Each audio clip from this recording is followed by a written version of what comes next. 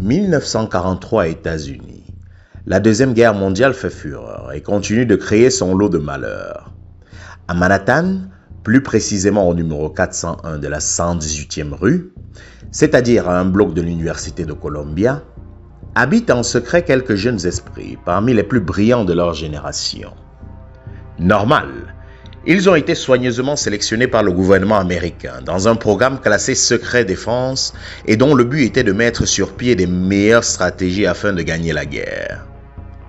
Ils étaient répartis en 3 groupes. D'abord, le premier, constitué de jeunes chercheurs de l'université de Princeton, était chargé de créer des protocoles de bombardement stratégiques. Ensuite, le deuxième, dont les résultats sont tristement plus connus par le grand public, puisqu'il s'agit de chercheurs de l'Université de Columbia, mettront quant à eux sur pied le fameux projet de la bombe atomique.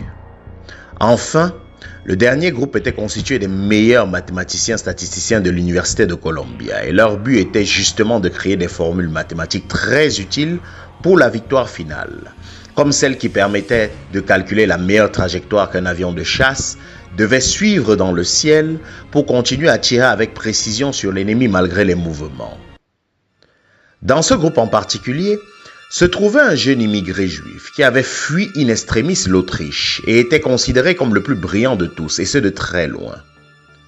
Son destin assez tragique fut très souvent sauvé par ses capacités hors normes. La preuve, venant d'un pays considéré comme ennemi, la légende raconte que dans ce fameux groupe de mathématiciens où son avis était constamment recherché, il n'était pas autorisé à voir les rapports qui circulaient dans la pièce, à tel point qu'on lui arrachait les feuilles de calcul des mains au fur et à mesure qu'il les rédigeait lui-même.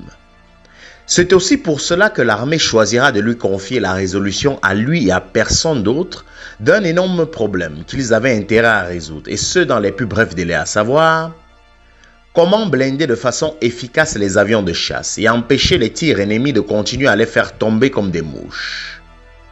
L'idée ici étant simple. Si vous ne blindez pas vos appareils, ils sont systématiquement vulnérables. Mais d'un autre côté, si vous les blindez excessivement, ils deviennent plus lourds. Et qui dit plus lourd dit plus lent, mais surtout plus de consommation de carburant.